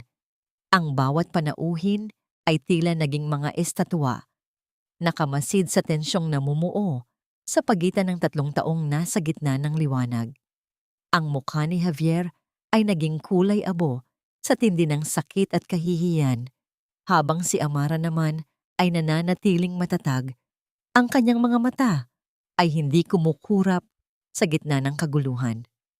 Bitawan mo ako, Castillo! Wala kang karapatang makialam sa mag-asawa. Ang bulyaw ni Javier, bagaman ang kanyang boses ay nanginginig na sa kaba. Dahan-dahang binitiwan ni Ramiro ang braso ni Javier, ngunit hindi siya lumayo. Nanatili siyang parang isang pader sa tabi ni Amra. Sa sandaling iyon, ang malawak na monitor sa likod ng entablado, na kanina ay nagpapakita ng logo ng kumpanya, ay biglang nagliwanag ng husto. Ang puting liwanag nito ay naglaho at pinalitan ng isang madilim na video na kinuha mula sa isang nakatagong kamera. Ang buong silid ay napuno ng tunog ng mga tinig na pamilyar sa lahat. Hindi ito ang mga tinig ng pagdiriwang, kundi ang mga tinig ng kasamaan na nagpaplano sa dilim. The poison is ready, tita. Once she drinks the milk, the baby will be gone, and we can finally declare her mentally unfit. Ang tinig ni Javier ay umalingaw-ngaw sa bawat sulok, malinaw at walang bahid ng pag-aalinlangan. Make sure the documents for the transfer are signed before she passes out. I want that estate, Javier. Hindi ko hinintay ang pagkamatay ng tatay niya para lang mapunta sa kanya ang lahat. Ang sagot naman ng tinig ni Vanessa na puno ng pag-uuyam. Ang mga panauhin ay nagsimulang magbulungan. Ang tunog ng kanilang mga boses ay tila 1,000 bubuyog na nagkakagulo sa loob ng silid. Ang bawat mata ay nakatuon na ngayon kay Doña Vanessa. Ang babaeng kanina ay mukhang isang reyna ngayon ay tila isang basang sisiw. Ang kanyang makapal na make-up ay nagsimulang mabura dahil sa malamig na pawis na lumalabas sa kanyang noo. Humahalo sa kanyang foundation at lumilikha ng mga guhit na tila mga uod sa kanyang pisngi. Ang amoy ng kanyang mamahaling pabango ay nalamangan na ng amoy ng malansang takot. It's a lie! Fake ang video na yan! Inimbento lang yan ni Amara. Ang tili ni Vanessa. Ang kanyang matinis na boses ay pumitlag. Tila isang mabasag na kristal sa gitna ng katahimikan, basag at puno ng desperasyon. Hindi nagsisinungaling ang mga dokumento, Vanessa. Ang mahinahong tugon ni Amara. Ang kanyang boses ay tila isang malamig na hangin na dumadaan sa bawat panauhin. Lahat ng transaksyon mo, lahat ng panunuhol sa mga doktor ni Papa, at ang bawat sentabo na ninakaw niyo sa kumpanya, lahat ay nasa kamay na ng mga awtoridad ngayon. Biglang bumukas ang dambuhalang pinto ng bulwagan. Ang tunog ng mabibigat na yabag ng mga sapatos na gawa sa guma at katad ay mabilis na lumapit. Isang pangkat ng mga pulis na nakauniforme kasama ang ilang mga tauhan mula sa National Bureau of Investigation ang pumasok sa gitna ng karamihan. Ang kislap ng mga metal na posas sa kanilang mga baywang ay sumasalamin sa liwanag ng chandelier. Isang babala ng paparating na katarungan. Vanessa Tadeo at Javier Tadeo, you are under arrest for conspiracy to commit murder, fraud, and falsification of documents, ang mariing deklara ng opisyal. Sa gitna ng kaguluhan, si Javier ay mabilis na lumingon kay Vanessa. Ang kanyang mga mata ay puno ng pagtataksil. Ikaw ang may kasalanan nito. Sabi mo malinis ang plano. Sinira mo ang buhay ko. Ang kapal ng mukha mo, Javier. Ikaw ang pumatay sa sarili mong anak. Ang sigaw ni Vanessa habang pilit na kumakawala sa mga pulis na humahawak sa kanyang mga braso. Ang kanyang ayos ay tuluyan ng nasira, ang kanyang gintong bestida ay nagusot, at ang kanyang dangal ay tuluyan ng sumabog sa harap ng lahat ng taong dati ay tinitingala siya. Tiningnan ni Amara ang dalawa habang sila ay dahan-dahang hinihila palayo.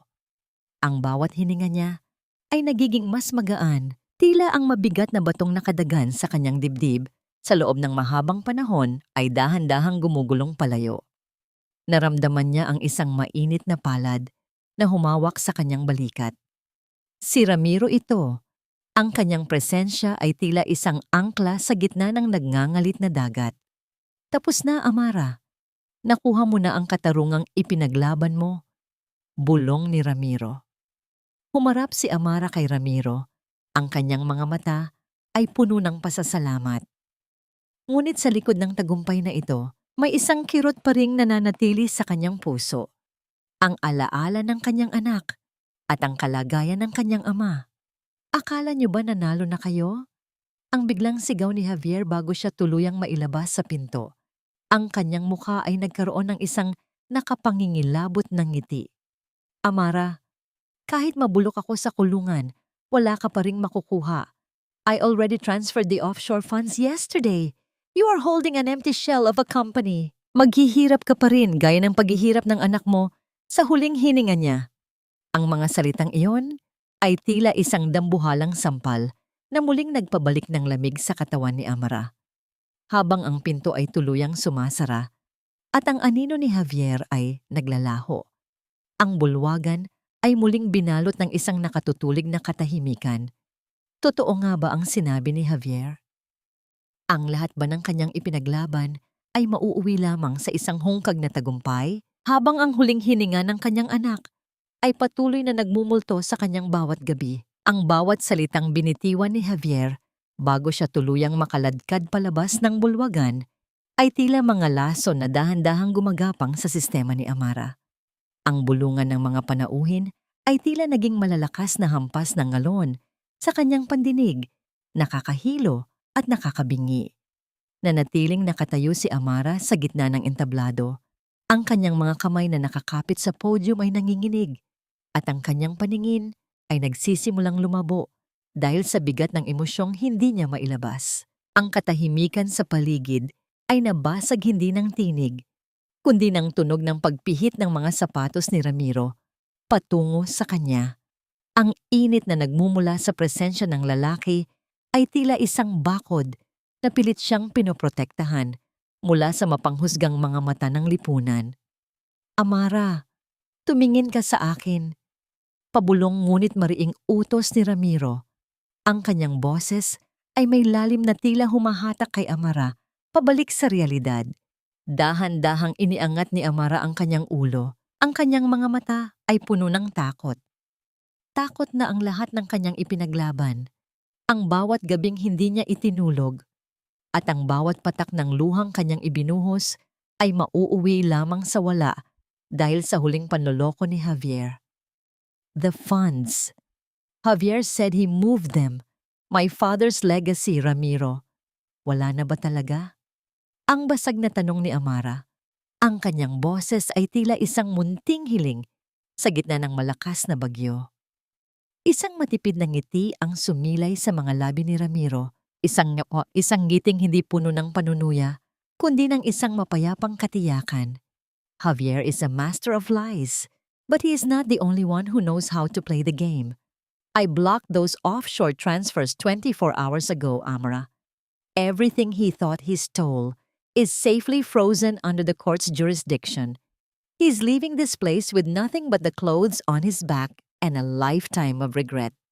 Naramdaman ni Amara ang isang malakas na bugso ng hangin na lumabas sa kanyang mga labi, isang buntong hininga ng paglaya na tila nag-alis ng lahat ng tinik sa kanyang lalamunan.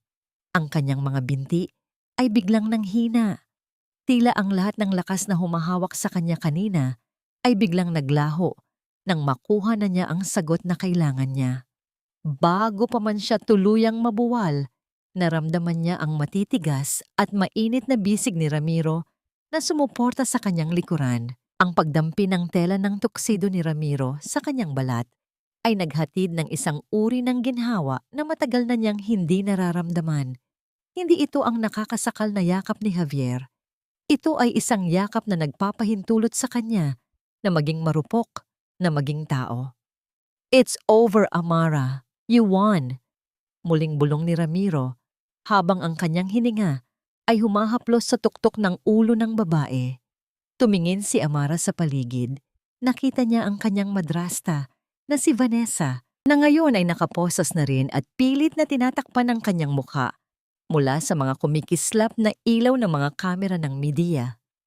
Ang dambuhalang monitor ay nagpapakita na ngayon ng mga dokumento ng kumpanya na muling nasa ilalim ng pangalan ni Amara Tadeo.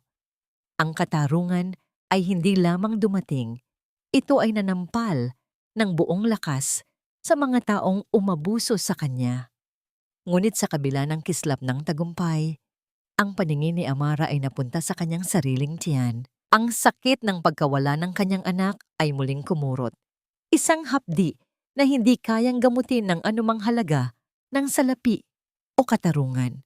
Ang kanyang mga kamay ay marahang humaplos sa kanyang puson. Isang tahimik na pakikipag-usap sa munting anghel na hindi niya nabigyan ng pagkakataong masilayan ng mundo. Para sa iyo ito, anak. Pabulong niyang wika, habang ang isang kristal na luha ay tuluyang pumatak at nabasag sa pulang tela ng kanyang bestida. Hinarap ni Amara ang mga panauhin. Wala na ang takot sa kanyang mga mata. Ang kanyang tindig ay muling naging matatag, gaya ng isang reynang muling nakuha ang kanyang trono mula sa mga abo. Sa gabing ito, hindi lang ang kumpanya ng mga Tadeo ang muling nabuhay. Anunsyo ni Amara sa buong bulwagan. Ang kanyang tinig ay umalingaw-ngaw ng may bagong awtoridad. Ang katotohanan ay hindi kailanman nabaon sa dilim. At sa bawat patak ng luha na idinulot nyo, asahan nyo ang isang dagat ng pananagutan. Habang dahan-dahang lumalakad si Amara palabas ng bulwagan, kasabay ni Ramiro, naramdaman niya ang malamig na simoy ng hangin mula sa labas. Ang bawat hakbang niya ay tila pag-iwan sa isang madilim na kabanata ng kanyang buhay. Ngunit habang papalapit sila sa sasakyang magdadala sa kanyang ama, isang itim na sobre ang iniabot ng isang tauhan sa kanya. Walang pangalan ang nagpadala, ngunit ang amoy ng sandalwood na nagmumula sa papel ay sapat na para magpabilis muli ng tibok ng kanyang puso. Binuksan niya ito at binasa ang isang linyang nakasulat sa loob. Ang katarungan ay may mukha, Amara, ngunit ang paghihiganti ay may kasunod na bayad. Sigurado ka na bang tapos na ang lahat?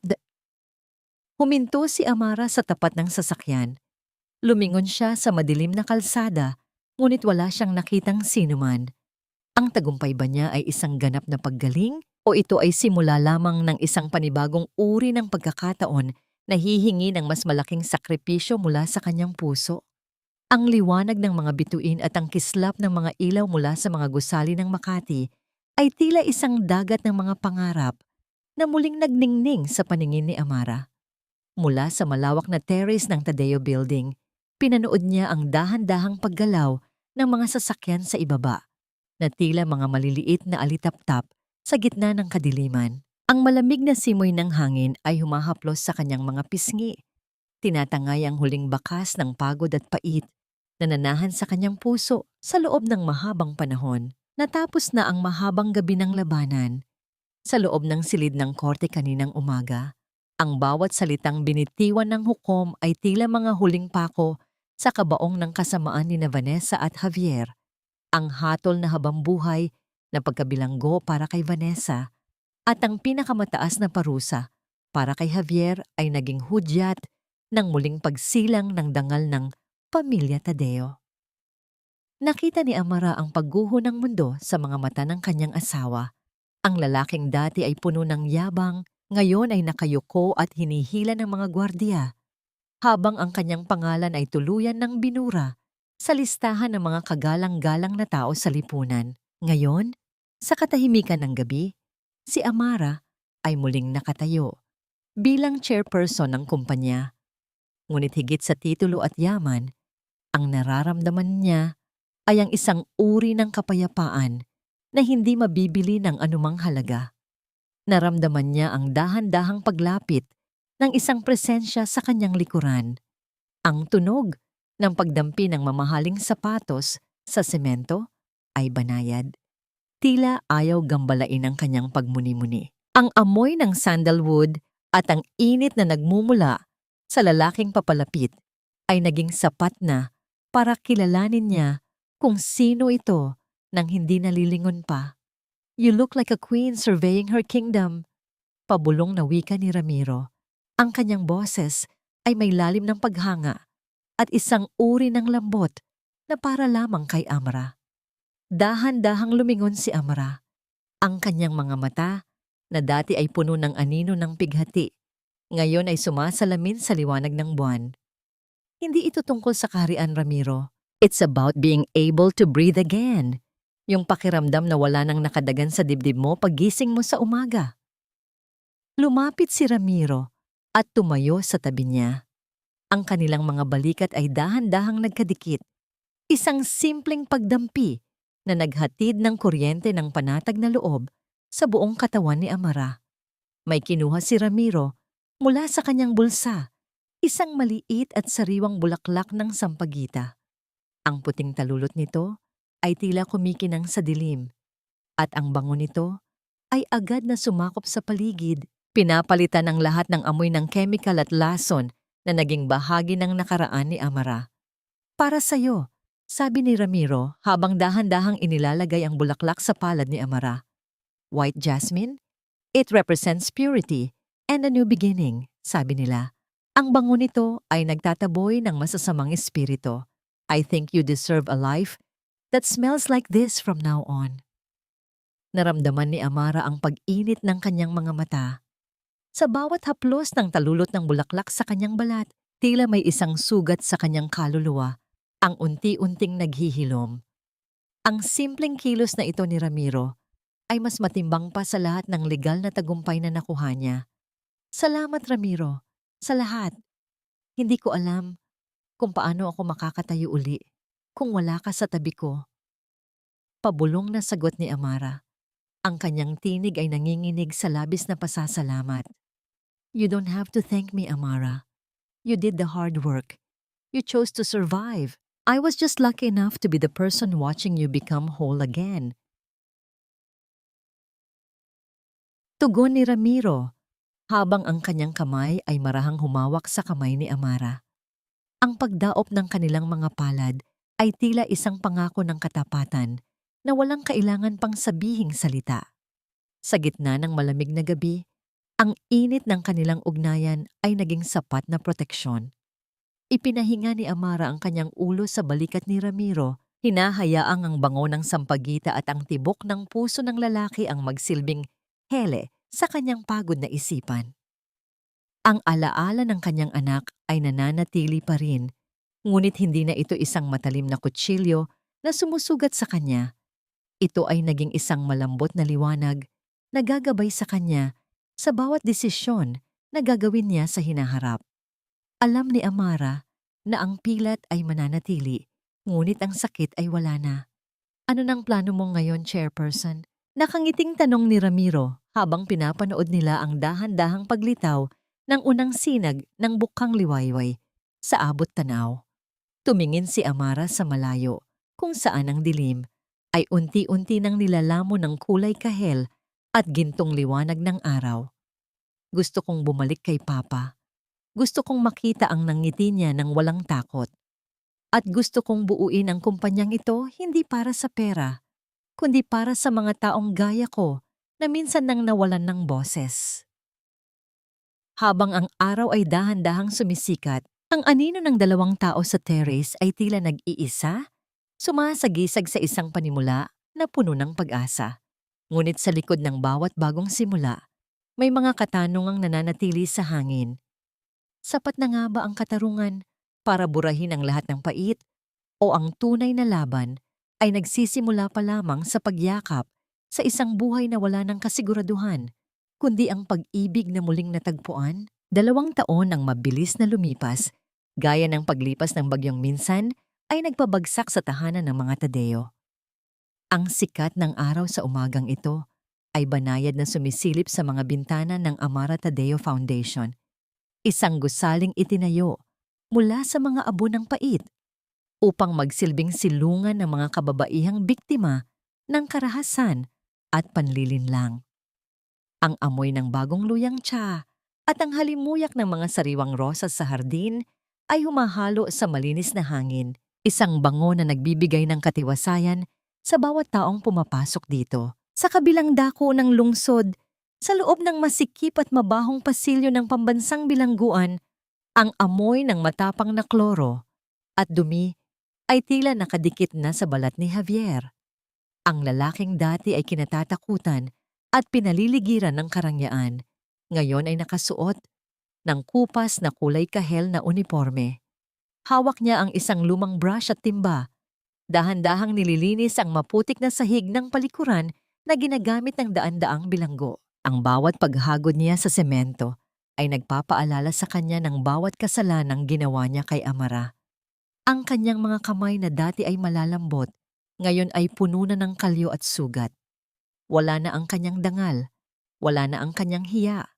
Siya ay naging isang anino na lamang na pinandidirian maging ng kanyang mga kasama sa selda. Samantala, sa isang selda para sa mga babae, si Vanessa ay nakaupo sa sulok, mag-isang kinakausap ang pader, habang hinihimas ang kanyang leeg na wala ng suot na kahit anong hiyas. Ang kanyang balat ay naging tuyot at kulubot, tila isang lanta na dahon na nakalimutan na ng mundo. Ang bawat sulyap niya sa rehas ay isang paalaala na ang kanyang kasakiman ang mismong naging kabaong ng kanyang kalayaan. Bumalik ang paningin ni Amara sa kasalukuyan habang pinapanood niya ang kanyang ama na si Don Augusto na masayang nakikipaglaro sa isang batang nailigtas ng kanilang foundation. Ang tawa ng matanda ay tila isang musika na nagpapagaling sa bawat sugat na natamo ni Amara noong mga nakaraang taon. Naramdaman niya ang isang mainit na presensya sa kanyang tabi. Si Ramiro, suot ang kanyang simpleng polo, ay dahan-dahang humawak sa kanyang palad. "You look so peaceful today, Chairperson." Pagbibiro ni Ramiro, ngunit ang kislap sa kanyang mga mata ay puno ng paghanga. "Hindi ko na kailangan ang titulong yan, Ramiro. Mas gusto ko ang tawag nila sa akin dito, Ate Amara. Yung taong nakikinig sa kanila." Sagot ni Amara habang nakangiti ng buong tamis. Dahan-dahang inilagay ni Ramiro ang kanyang bisig sa balikat ni Amara, inilalapit ang babae sa kanyang dibdib. Sa sandaling iyon, ang katahimikan ng hardin ay naging saksi sa isang pag-ibig na hindi itinayo sa mga material na bagay, kundi sa katapatan at pagbangon mula sa pagkawasak. Ang pagdampi ng labi ni Ramiro sa noo ni Amara ay naghatid ng isang uri ng kilig na hindi kailanman naramdaman ni Amara noong kasama niya si Javier.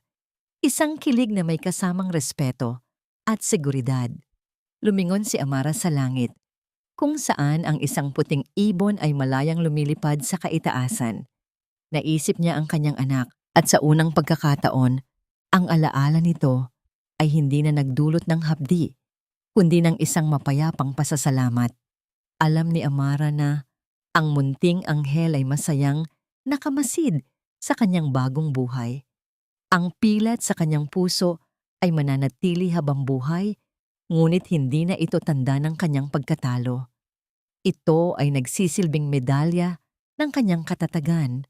Sa ilalim ng malawak at maliwanag na asul na langit, sa wakas ay napatunayan ni Amara Tadeo na ang tunay na kapangyarihan ay hindi matatagpuan sa yaman o paghihiganti, kundi sa kakayahang magpatawad sa sarili at magmahal muli sa gitna ng mga guhong kabanata ng buhay. Ang katarungan ay ganap na, at sa bawat paghinga ni Amara, ang amoy ng bagong simula ay tila isang hele na nagpapatulog sa lahat ng multo ng kanyang nakaraan.